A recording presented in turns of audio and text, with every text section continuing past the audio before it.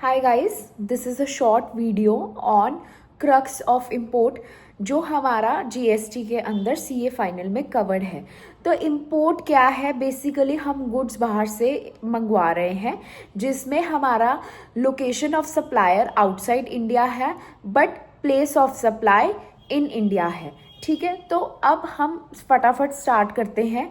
Goods क्या है? Goods जो everything except money and security. तो गुड्स में एक्शनेबल क्लेम्स, कुछ एक्शनेबल क्लेम्स भी आते हैं और अदर गुड्स जो नॉर्मल गुड्स होते हैं।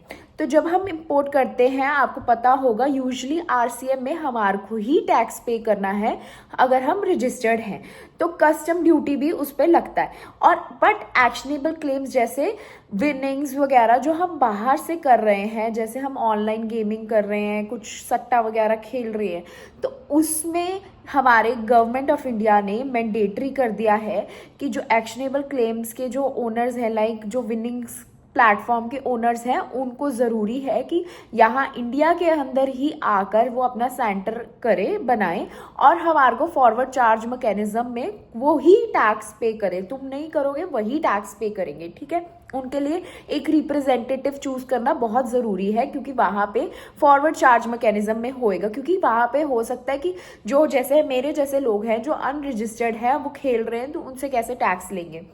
और सर्विसेज पे अगर हम देखें, सर्विसेज में एक हमेशा विद कंसिडरेशन हमेशा ही सप्लाई है। अगर हम कुछ भी इंपोर्ट कर रहे हैं सर्विसेज, वो हमेशा विद कंसिडरेशन उसको एज सप्लाई ही कंसिडर करेंगे।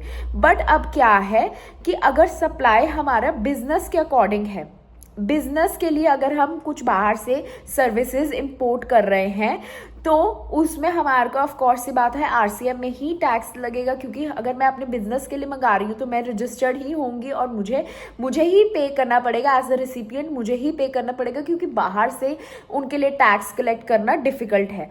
बट अगर सपोज मैं जैसे नेटफ्लिक्स वगैरह ऑनलाइन OIDAR सर्विसेज से ले रही हूँ, तब भी मुझे ही, जैसे जियो और नेटफ्लिक्स से मैं जियो की कंपनी हूँ, तो मैंने अगर सर्विसेज बाहर से इंपोर्ट करी है नेटफ्लिक्स से, तो मुझे ही करना पड़ेगा क्योंकि मैं रजिस्टर्ड हूँ इंडिया में और वो लोग नहीं हैं, तो आरसीएम में मुझे ही टैक्स पे करना है।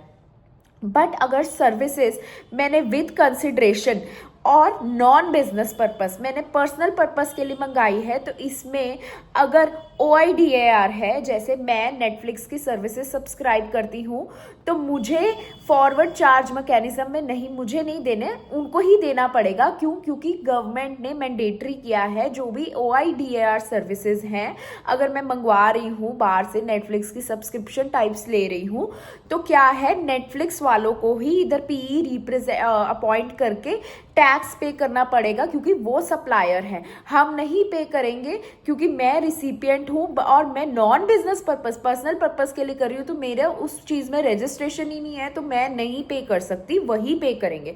और अगर अदर सर्विसेज मंगा रही हूँ, जैसे नॉर्मल, सपोज मैं अपनी कोई पर्सनल घर के लिए कुछ अपनी फ्री ऑफ कॉस्ट नहीं, अपने घर के लिए अगर मैं मंगा रही हूँ कोई भी सर्विसेज, चाहे पे करके अनरिलेटेड पर्सन से, तो इसमें ये एग्जेम्प्ट हो जाएगा क्योंकि मैं अपने पर्सनल पर्पस के लिए कर रही हूँ, मैं रजिस्टर्ड नहीं हूँ उस चीज़ के लिए। और अगर अब विदाउट कंसिडरेशन हमने Schedule 3 में पढ़ा था, उसमें क्या था, अगर मैं विदाउट कंसिडरेशन, वैसे तो नहीं होती बट सिर्फ एक केस है जिसमें जीएसटी लगेगा, वो भी आरसीएम पे। वो क्या केस है, जब मैं विदाउट कंसिडरेशन कोई भी अपने रिलेटेड पर्सन से सर्विसेज ले रही हूँ for course of business only, सिर्फ बिजनेस के लिए मंगा रही हूँ मैं किसी रिलेटेड पर्सन से विदाउट कंसिडरेशन, वो एक सप्लाई कंसिडर होगा और मुझे ही टैक्स पे करना पड़ेगा क्योंकि मैं उसमें रजिस्टर्ड हूँ और वो लोग नहीं है, तो ऑफ कोर्स ही बात है आरसीएम पे होएगा। तो that's it, thank you so much.